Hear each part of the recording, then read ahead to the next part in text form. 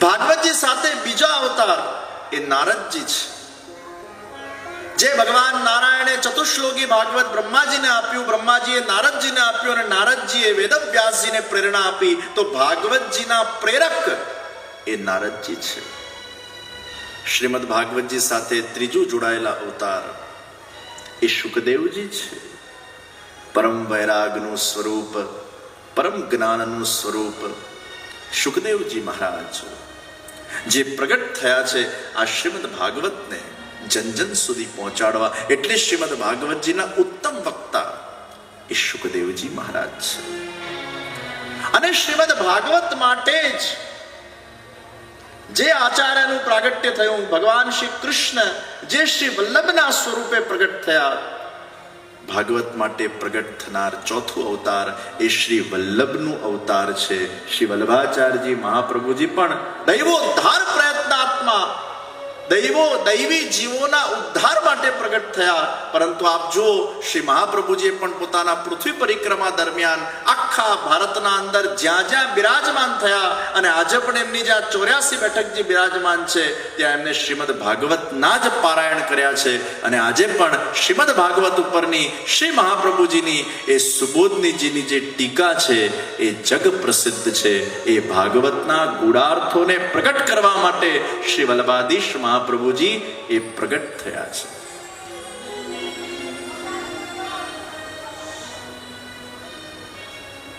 તો ચોથો અવતાર શ્રી મહાપ્રભુજી છે. અર્થમ વિવેચિતુમ નૈ વિભુર વૈશ્વાનરાદ વાક્પતે રન્યસ્તત્ર વિધાય માનુષ તનુમ મામ વ્યાસવત શ્રીપતિ દત્વા જ્ઞાનમ કૃપાવલોકન પટુર યસ્માદતોહમ મુદા ગૂઢાર્થમ પ્રકટી કરોમિ બહુધા વ્યાસસ્ય વિષ્ણોઃ પુરાણ. વ્યાસસ્ય વિષ્ણોઃ પ્રિયામ.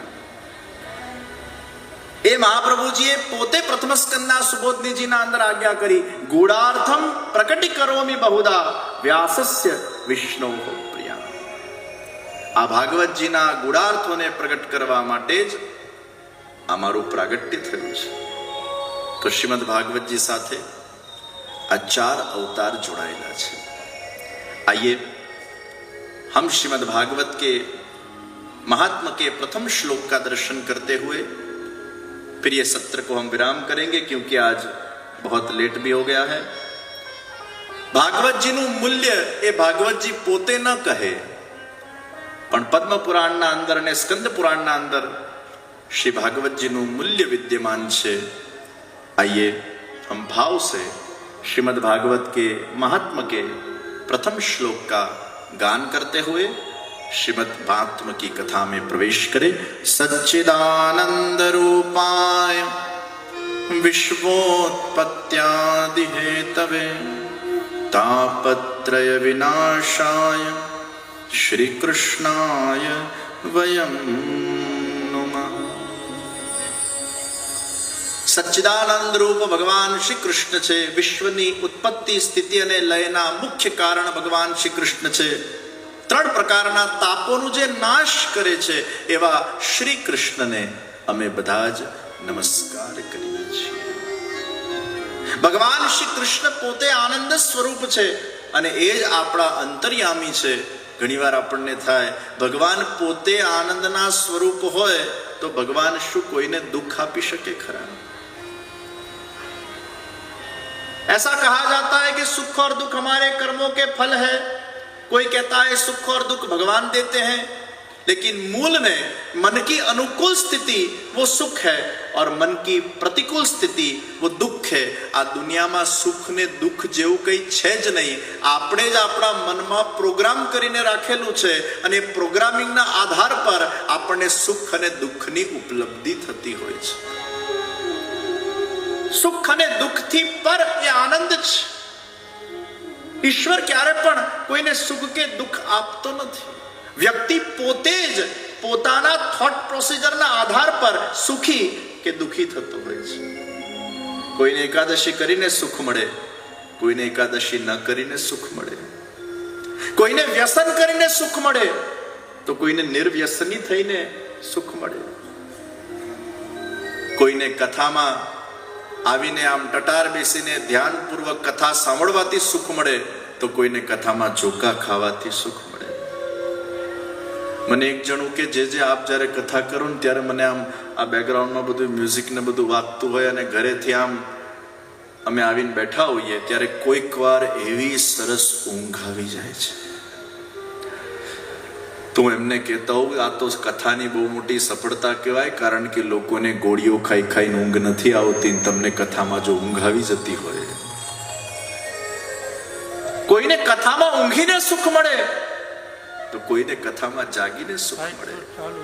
સુખ અને દુઃખની પરિભાષા આપણે સ્વયં કરીએ છીએ. ઈશ્વર ક્યારે પણ કોઈને સુખ કે દુઃખ નથી આપતો. ઈશ્વર તો લીલા કરે છે. એની લીલાના અંદર આપણે લોકો પાત્ર બનેલા છે અને ઈશ્વરે જે પાત્ર આપણને આપ્યું છે પાત્રને આપણે ભજવી રહ્યા છીએ. પ્રિયજનો, ભગવાન શ્રી કૃષ્ણનો હૃદયના અંદર અભાવ જ દુઃખને આમંત્રિત કરે છે. પ્રકાશ હોય ત્યાં અંધકાર ના આવી શકે. અંધકારનું અસ્તિત્વ ત્યાં સુધી જ છે જ્યાં સુધી પ્રકાશ નથી. જેના જીવનના અંદર ભક્તિનો પ્રકાશ એકવાર પ્રજ્વલિત થઈ જાય પછી એના જીવનમાં એને ક્યારે પણ દુઃખ થતું જ નથી.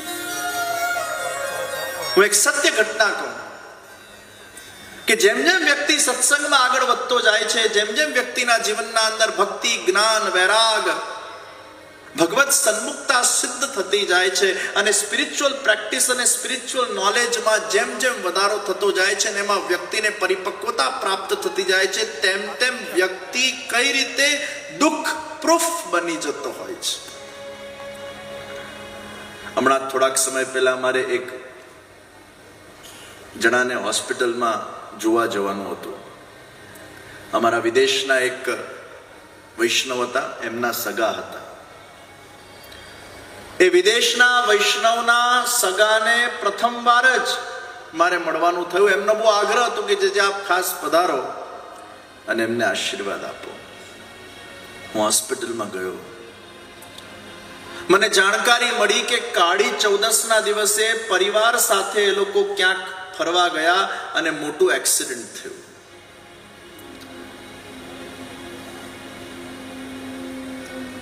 મારે જવાનું થયું હતું લાભ પાંચમના દિવસે. 4-5 દિવસથી એ બેન બેહોશ અવસ્થામાં હતા. જે દિવસે હું આવ્યો એના મને લાગે છે 2-3 કલાક પહેલા જ એમને હોશ આવ્યો હશે. અને જ્યારે એમને હોશ આવ્યો ત્યારે એમને કહેવામાં આવ્યું કે બેન, તમારા બંને દીકરાઓ જે ટ્વિન્સ હતા એ મરી ગયા છે. સ્વાભાવિક છે માને દુઃખ થાય, ખૂબ રુદન થયું હશે, આઘાત લાગ્યો હશે. 7-8 વર્ષના બાળકો હશે. હું જ્યારે એમને મળવા ગયો, સ્વાભાવિક એમના આંખમાં થોડાક અશ્રુના બિંદુઓ હતા, પણ એમનો ચહેરો બહુ શાંત હતો. શું બોલવું, શું કહેવું, મને કઈ સૂઝ્યું નહીં. બસ હું મૌન એમના સામે ઉભો રહ્યો, પ્રભુનું સ્મરણ કરતો રહ્યો. આવી અવસ્થામાં કદાચ કોઈને તમે જ્ઞાન આપો તો પણ શું આપો? હજી તો હું કઈ બોલવા જાઉં એ પહેલા બેન સામેથી બોલ્યા, મહારાજ શ્રી, આપ મને નથી ઓળખતા, હું ક્યારે આપને મળી નથી, પણ વિદેશમાં મારા સગાવાળાઓ આપના સંપર્કમાં છે. થોડાક સમય પહેલા એમને અમુક પ્રવચનોની લિંક મને મોકલાવેલી અને આપના જ કોઈ એક પ્રવચનમાં આપે એવી કંઈક વાત કરી હતી જે મારા હૃદયના અંદર ખૂબ અંકિત થઈ ગયેલી હતી ને કદાચ ઈશ્વરની એવી ઈચ્છા હશે કે એ વાતને હું સાંભળું એટલે જ એમને આવી કંઈક લીલા મારા સાથે કરી હશે. મેં બેનને પૂછ્યું, તમે કઈ વાત સાંભળેલી?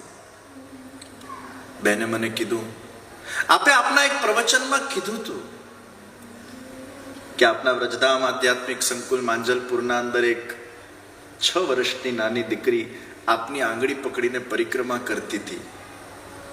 અને ખરી વાત છે, 6-7 વર્ષની દીકરી એવી ભગવદીય મારા સાથે આંગળી પકડીને આમ પરિક્રમા કરે, અને એ દીકરી મરી ગઈ હતી. ત્યારે મેં મારા એ પ્રવચનના અંદર એ દાખલો આપ્યો હતો કે 6-7 વર્ષની ઉંમરે આવા નાના બાળકો મરી જાય સ્વાભાવિક છે, માતા પિતાને દુઃખ થાય, પરંતુ એ બાળકો કોઈ સામાન્ય બાળકો નથી હોતા. એ ગયા જન્મના કોઈ બહુ પવિત્ર આત્મા હોય છે, એમને ખૂબ ભક્તિ કરી હોય છે, ખૂબ પુણ્યશાળી આત્મા હોય છે, પણ ગયા જન્મના એકાદ એમના કોઈ દોષના કારણે એમનો ઉદ્ધાર નથી થયો હોતો. એટલે ભગવાન એમને કહે છે, એક 5-6 વર્ષ જરા ભૂતલ પર જઈ આવો ને હે જીવ, एक 5-6 साल तुम भूतल पर जाओ और बस मैं 6 साल में तुम्हें वापस बुला लूंगा और मेरे धाम में तुम्हें आसीन कर लूंगा. एक 6 साल के लिए जाकर आओ.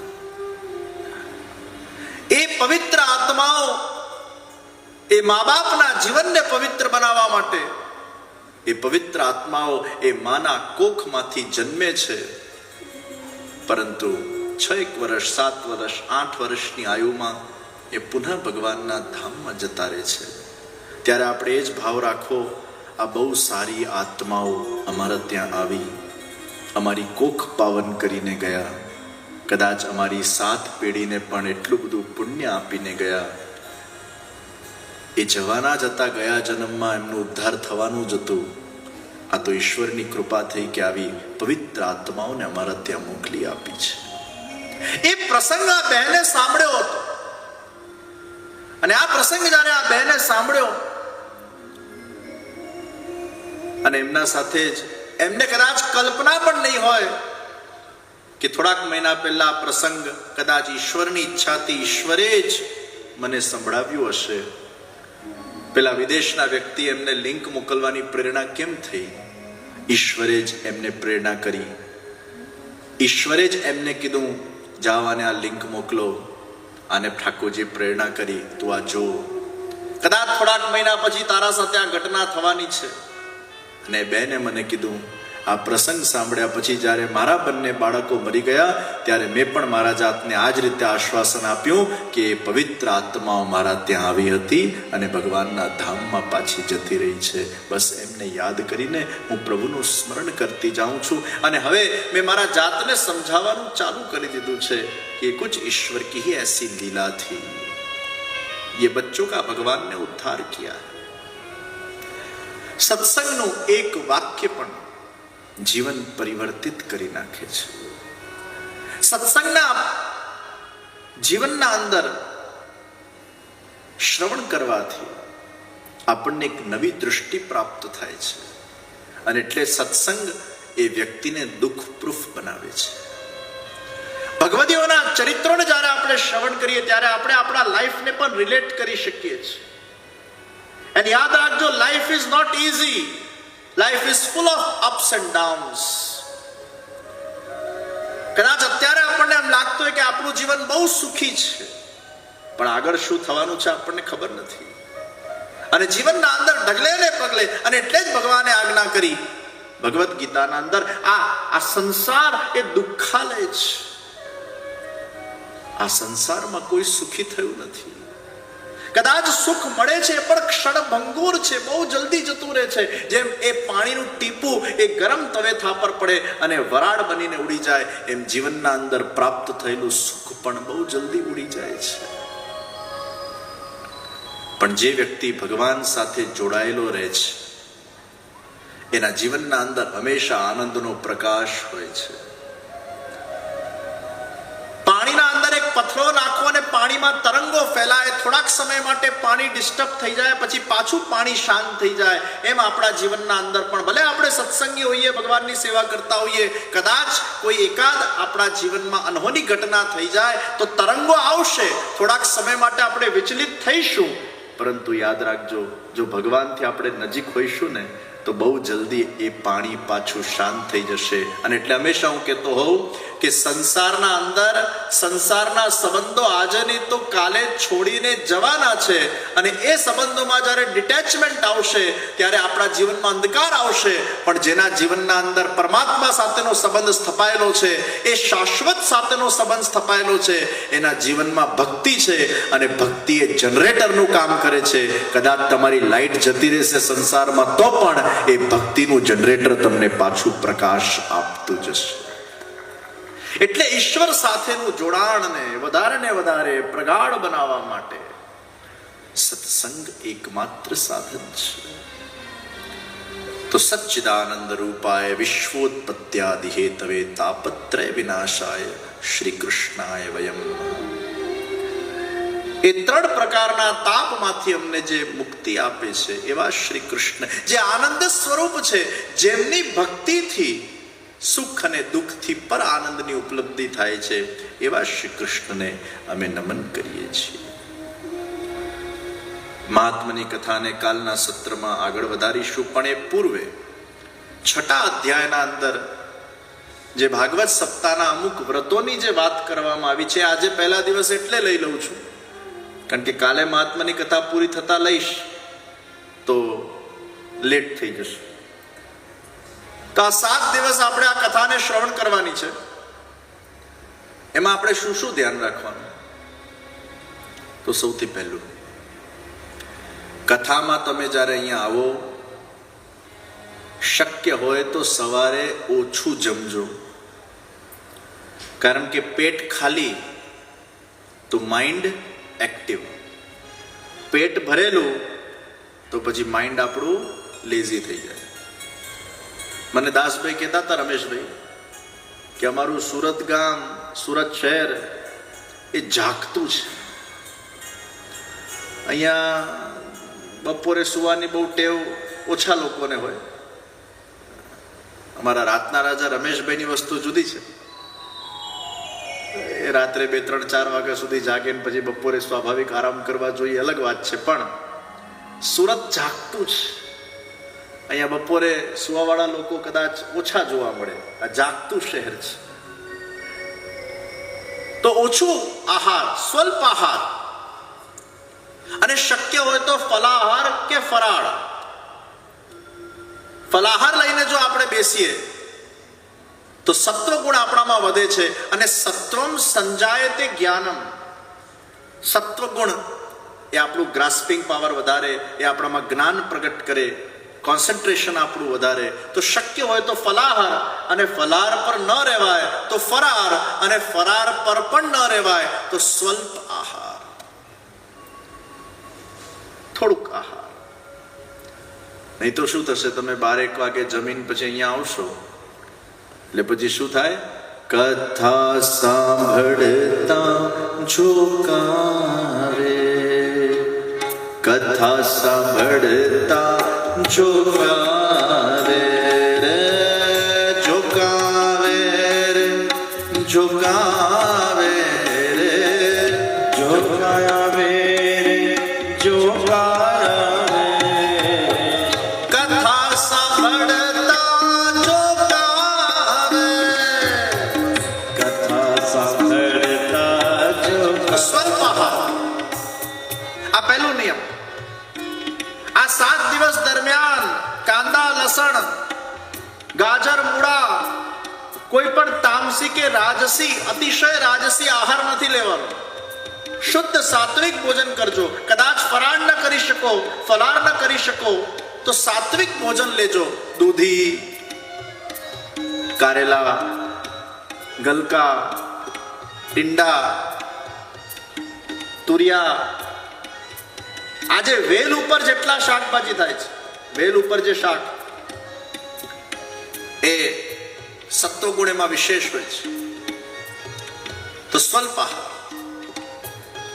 બીજો નિયમ, કથામાં આવતા પહેલા શક્ય હોય તો 2 કે 3 કલાક મૌન પાડજો.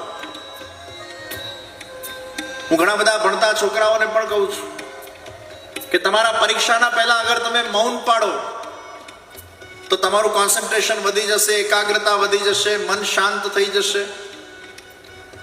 જે કથામાં આપણે શ્રવણ કર્યું હોય આગલા દિવસે એનું ચિંતન કરતા કરતા એ મૌનમાં અષ્ટાક્ષરની માળા કરો, તમારા મનને તૈયાર કરો અને પછી તમે કથા શ્રવણ કરવા આવશો તો તમારી એકાગ્રતા પણ વધી જશે અને કથામાં જે કહેવાઈ રહ્યા શબ્દો છે એ કથાનું સાચા અર્થમાં ને સારા અર્થમાં તમે રસપાન પણ કરી શકશો. તો શક્ય હોય તો કથા પહેલા મૌન 1 કલાક, 2 કલાક, 3 કલાક, 4 કલાક, 5 કલાક યા જાગતા રાખો તો અતિ ઉત્તમ. આમે મૌન પાડવું બધા માટે બહુ કઠિન છે, તો આ 7 દાડા કદાચ પ્રયાસ કરી જુઓ કેટલા કલાક મૌન પડાય છે.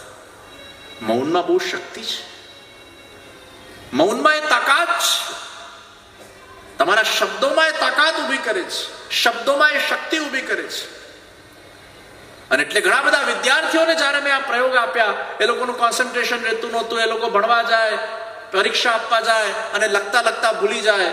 ત્યારે ઘણા બધા વિદ્યાર્થીઓને મેં કીધું સવારે ઉઠતા સાથે તમે મૌન પાડો, પરીક્ષા પૂરી થાય પછી તમારા મૌનને તોડો. અને ઘણા વિદ્યાર્થીઓ આનો પ્રયોગ કર્યો અને એ લોકોને ખૂબ સફળતા પ્રાપ્ત થઈ. તો મૌન ઇન્ક્રીઝિસ ધ કોન્સન્ટ્રેશન. તો શક્ય હોય તો મૌન પાડજો. ત્રીજા નંબરે આ 7 દિવસ સત્ય, શૌચ, પવિત્રતા, બ્રહ્મચર્ય, આ બધા જે નિયમો છે એ નિયમોનું આપણે પાલન કરીએ. કારણ કે 3-4 કલાક તમે જ્યારે કથાનું શ્રવણ કરો અને તમારો અંતર્યામી કૃષ્ણ તમારા હૃદયના અંદર જ્યારે બિરાજમાન થઈ જતો હોય, આ 7 દિવસ આપણા હૃદયરૂપી સિંહાસનને, આપણા મનને એવા પવિત્ર રાખવાનું છે. જ્યારે પ્રભુ એમાં પધારતા હોય, બિરાજતા હોય, આપણે શુદ્ધ રહીએ, પવિત્ર રહીએ, સત્ય બોલીએ, બ્રહ્મચર્યનું પાલન કરીએ, જપ પાઠ કરીએ. આ 7 દિવસ દરમિયાન અમુક નિયમોને આપણે પાડવાના છે. અને આ નિયમો પાડીને જ્યારે તમે આ કથાનું રસપાન કરશો તો સાચા અર્થમાં કથામાંથી 7મા દિવસે કંઈક લઈને જશો, કંઈક જીવન પરિવર્તન તમારું થશે, કંઈક નવી દૃષ્ટિ તમને પ્રદાન થશે.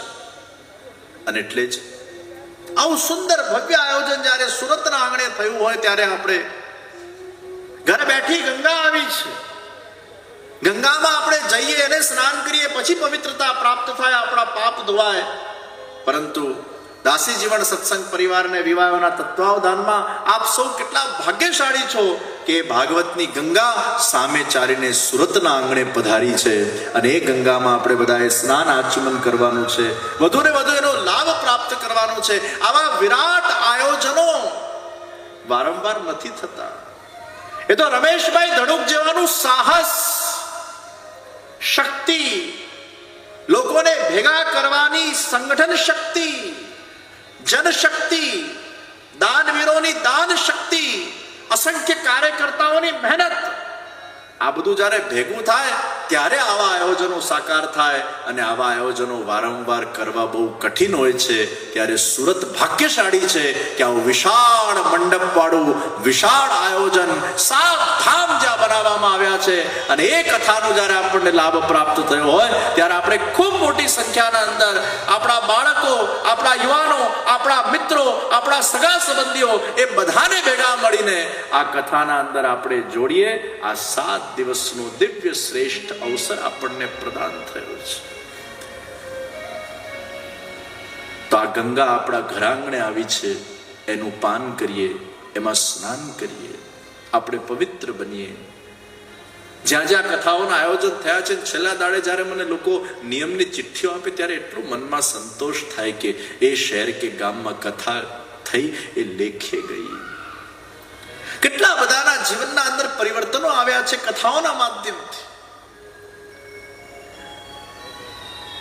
કેટલા બધા લોકોના અંદર સુસાઇડિયલ થોટ્સ આવતા હતા અને કથાના શ્રવણથી એ સુસાઇડ ન કરવાના સંકલ્પો એ લોકોએ લઈ લીધા.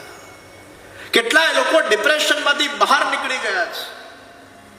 પ્રિયજનો, આ 7 દિવસનો સત્સંગ પછી ઘણા બધા લોકો ડિપ્રેશનમાં આવે એટલે પેલા સાયકેટ્રિસ્ટો પાસે જાય, કાઉન્સિલરો પાસે જાય, પછી ગોળીઓ ખા કરે અને પછી એમના સેશનો ભરે, એમાં પછી એ લોકોએ પૈસા આપવા પડે. એના કરતા આ 7 દિવસની નિશુલ્ક કથા આપણને સર્વને પ્રાપ્ત થઈ છે.